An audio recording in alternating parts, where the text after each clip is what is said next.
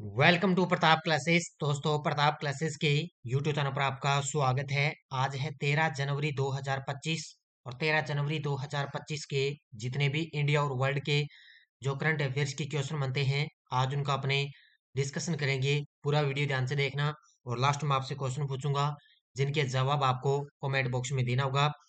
आज अपने पढ़ेंगे कृत्रिम बुद्धिमत्ता एआई एक्शन समिट का आयोजन फरवरी 2025 में होगा आयोजित। दक्षिण भारत की पहली संक्रामक रोग है और निदान प्रयोगशाला की स्थापित और विकसित भारत यंग लीडर्स डायलॉग 2025 का आयोजन कहाँ किया जाएगा, इनकी आज हम चर्चा करेंगे पूरे लेटेस्ट न्यूज के साथ में। डेली आपको सुबह 8 बजे करंट अफेयर्स की ये लाइव क्लास आपको मिलती है और ये क्लास फर्स्ट ग्रेड के लिए है। यूपीएससी, एसएससी, पटवार, रेलवे, बैंक, आरएस, ईओआरओ सभी के लिए ये क्लास आपके लिए रामबाण साबित होगी। तो करेंगे सभी साथी वीडियो को लाइक शेयर। और आज 13 जनवरी है।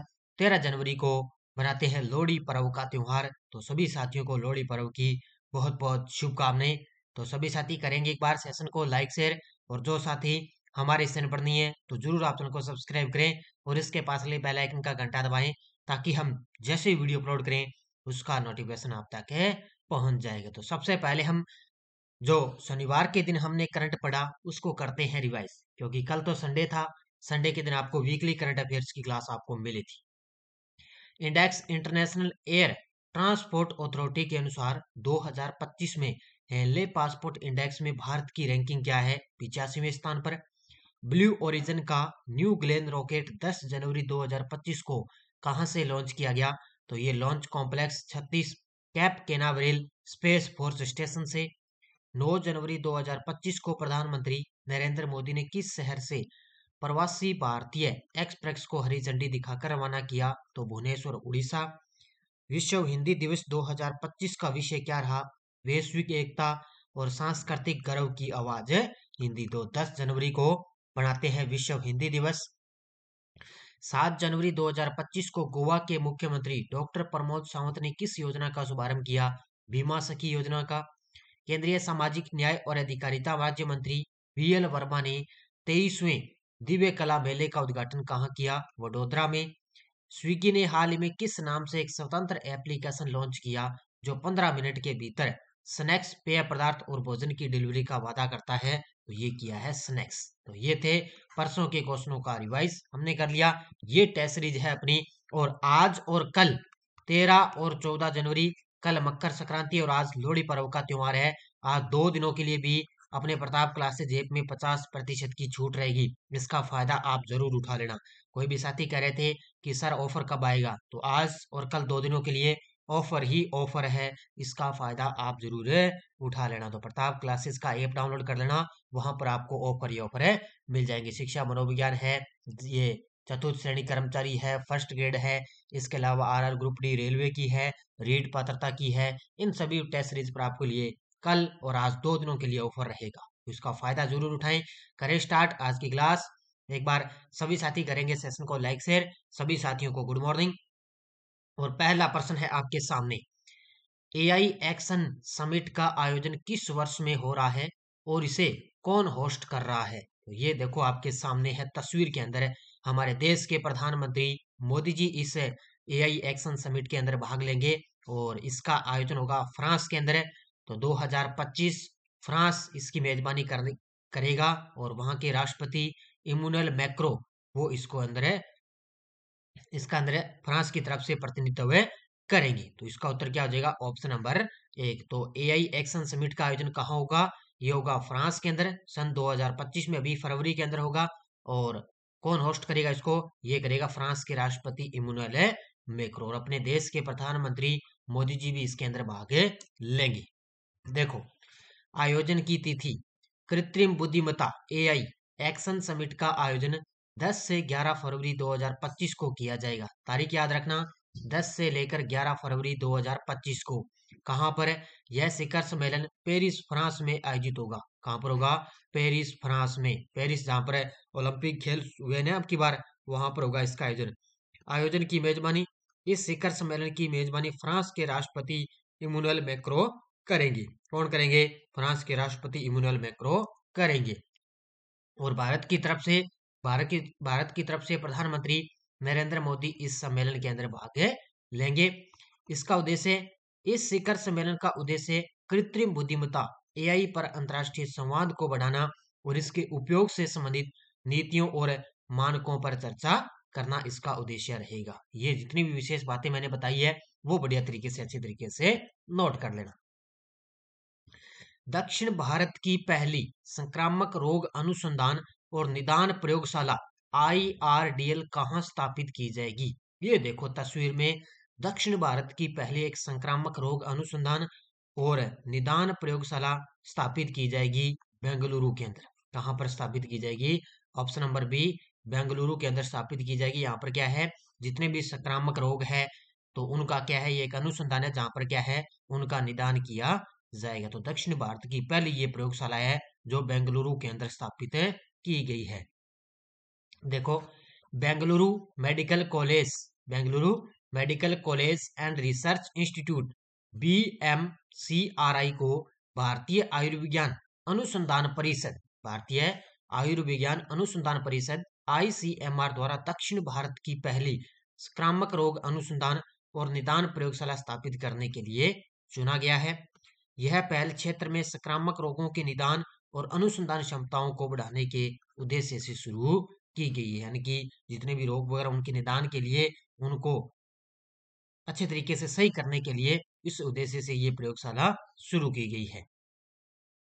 उत्तर प्रदेश के मुख्यमंत्री योगी आदित्यनाथ ने 10 जनवरी 2025 को महाकुंभ के लिए कुंभवाणी PM, ये FM, कुंभवाणी FM चैनल का शुभारंभ किया। यह चैनल किस उद्देश्य से शुरू किया गया? और आज एक बड़ा ही महत्वपूर्ण दिन है। आज महाकुंभ की शुरुआत हो चुकी है। अभी आज महाकुंभ की शुरुआत होने जा रही है 13 जनवरी 2025 को। और ये पूरा, अब ये जितने दिन चलेगा उतने दिन पूरी चर्चा में रहेगा, क्योंकि महाकुंभ है।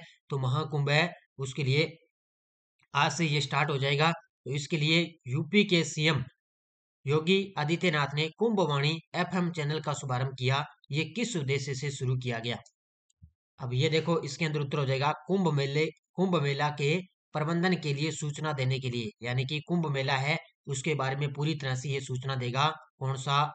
कुंभवाणी FM में चैनल, यानी कि जो रेडियो चैनल होता है ना, वो है ये। जैसे अपने पहले रेडियो पे सुनते थे खबरें, तो यहाँ पे यही उसी प्रकार का है। तो कुंभ मेला के प्रबंधन के लिए सूचना देने के लिए कुंभवाणी FM चैनल का शुभारंभ किया गया। देखो, उत्तर प्रदेश के योगी आदित्यनाथ ने 10 जनवरी को महाकुंभ 2025 के लिए कुंभवाणी FM चैनल का शुभारंभ किया।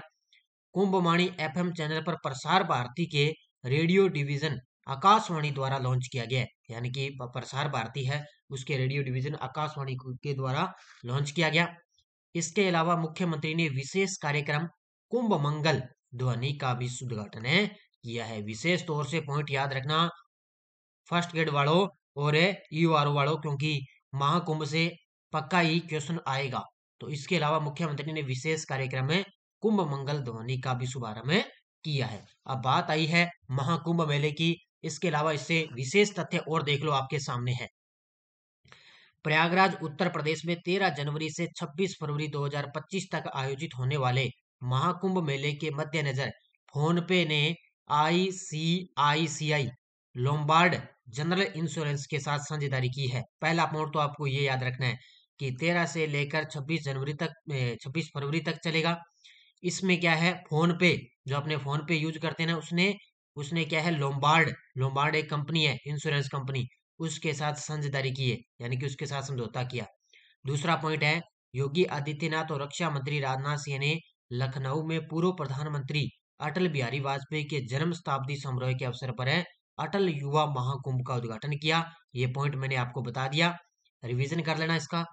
केंद्रीय सूचना और प्रसारण मंत्री अश्विनी वैष्णव ने 8 जनवरी को महाकुंभ 2025 को समर्पित विशेष गीत महाकुंभ है लॉन्च किया है। ये पॉइंट आपको याद रखना है। इन्होंने गीत लॉन्च कर दिया महाकुंभ, इन्होंने अटल युवा महाकुंभ कार्यक्रम लॉन्च कर दिया, और फोन पे ने लोम्बार्ड जनरल इंश्योरेंस के साथ में कुंभ मेले को मद्देनजर रखते हुए इसके साथ समझौता किया है।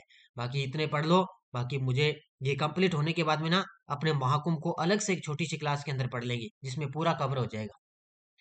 केंद्रीय डॉक्टर मनसुख मांडविया ने विकसित भारत यंग लीडर्स डायलॉग 2025 का आयोजन कहाँ किया गया है? केंद्रीय मंत्री डॉक्टर मनसुख मंडाविया ने विकसित भारत यंग लीडर डायलॉग 2025 का आयोजन कहाँ पर किया गया? नई दिल्ली के अंदर। ऑप्शन नंबर बी कहाँ पर है? नई दिल्ली। देखो, आयोजन का नाम विकसित Bharat young leaders dialogue 2025।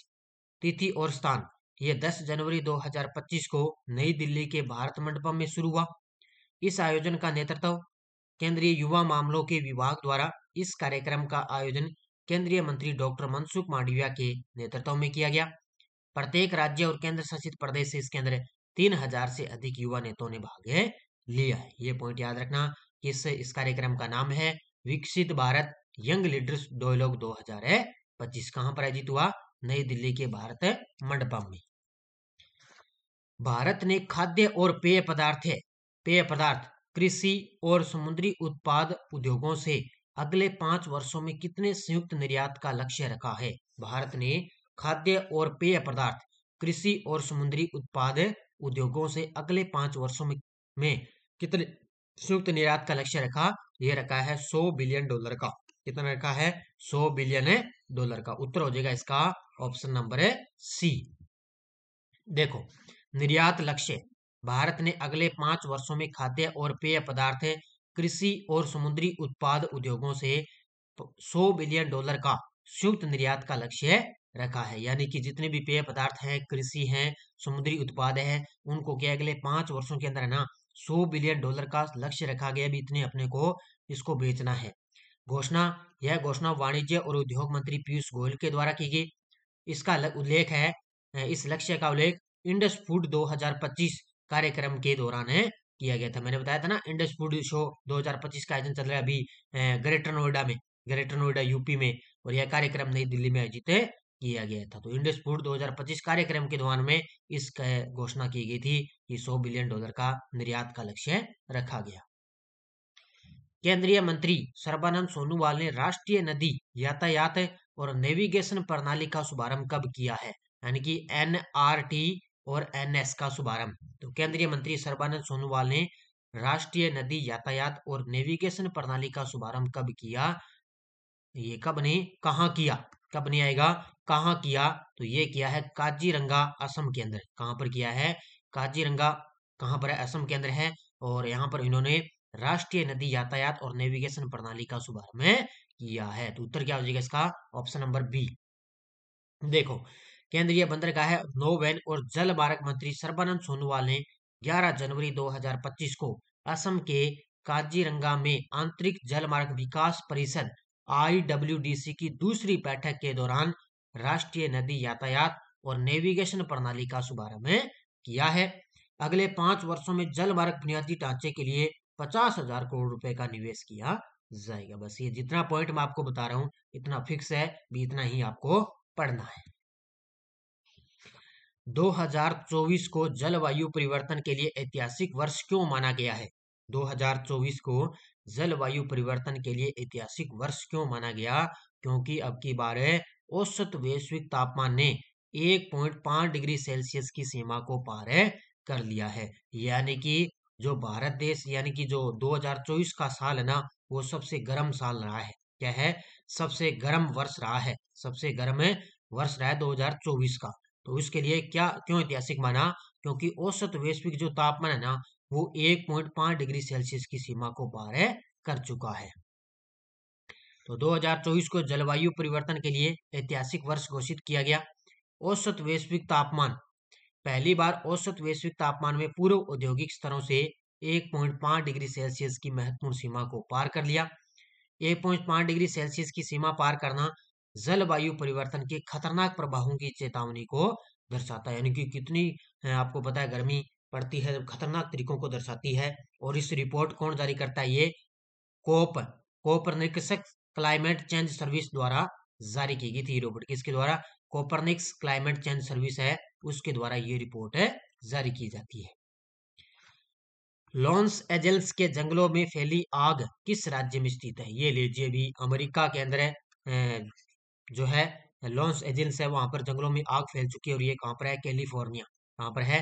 California में काफी दिन हो गए आग फैली हुई, लेकिन ये बहुत भयंकर तरीके से आग फैली जा रही है और धीरे धीरे इसकी बढ़ोतरी होती जा रही है। ये देखो तस्वीर में आपके सामने है, और बहुत प्रयास किए जा रहे हैं, लेकिन फिर भी आग पर काबू पाना मुश्किल हो रहा है। देखो, अमेरिका के कैलिफोर्निया राज्य के शहर लॉस एंजल्स के जंगलों में फैली आग भयावह रूप से, यानी कि भयानक रूप से लेती जा रही है।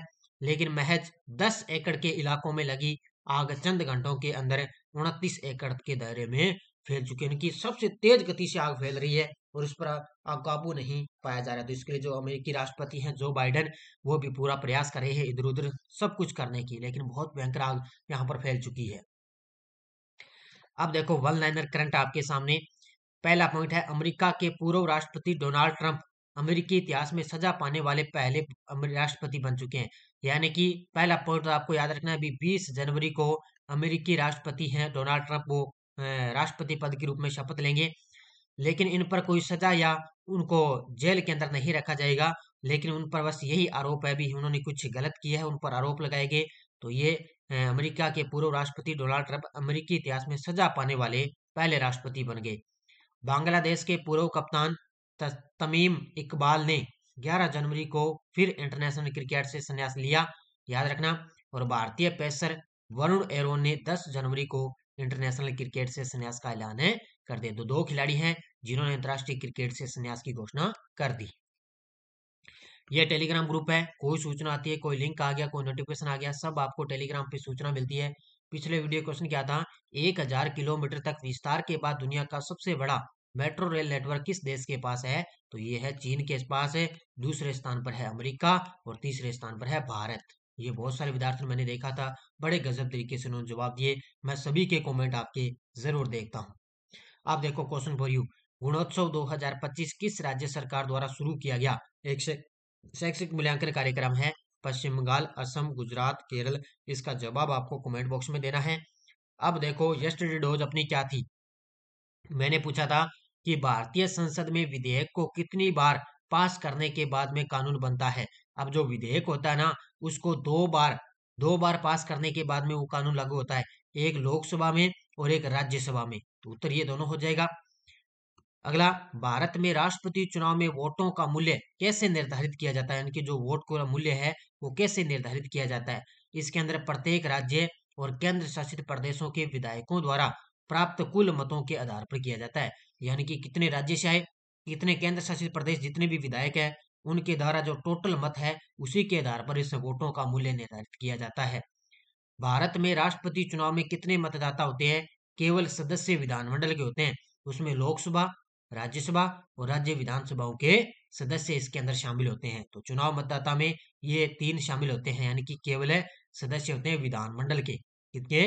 विधान है मंडल के। ये आपको पूरी डिटेल मैंने बता दी, बाकी मैंने देखे थे, खूब तरीके से आपने जवाब दिए। और अब जो मैंने ये बताया ना वोटों का मूल्य, ये भी तो सही है जो मैंने बताया। इसके अलावा कई साथियों ने बताया भाई 1971 की जनगणना के आधार पर राज्य की जो कुल जनसंख्या ना, उसके आधार पर की जाती है, वो भी बिल्कुल बात सही है। दोनों ही बातें बिल्कुल सही है।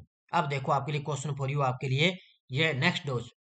भारतीय संविधान का अनुच्छेद 243 बी का क्या प्रावधान है? यानी कि क्या कुछ है इसके अंदर? अनुच्छेद 110 किस प्रकार के विधेयक से संबंधित है? और अनुच्छेद 124 भारतीय संविधान में क्या प्रावधान करता है? इन तीनों का जवाब आपको कमेंट बॉक्स में देना है। तो 243 बी, 110 और अनुच्छेद 124, इसका जवाब आपको कमेंट बॉक्स में देना है। ये थी आज की अपनी करंट अफेयर्स की क्लास। बाकी यूआरओ की टेस्ट सीरीज चल रही है और फायदा उठा लेना। आज और कल 2 दिनों के लिए 50% की छूट है, और विशेष तौर से इस टेस्ट सीरीज पर डेली, वीकली, मंथली सब कुछ आपको टेस्ट मिलता है। और जो कल संडे के दिन आपको वीकली करंट की क्लास मिली थी, उसका टेस्ट आज आपको वीकली टेस्ट है ऐप के अंदर मिल जाएगा। तो सभी साथी करेंगे वीडियो को इजाजत लाइक शेयर। धन्यवाद। जय हिंद, जय भारत।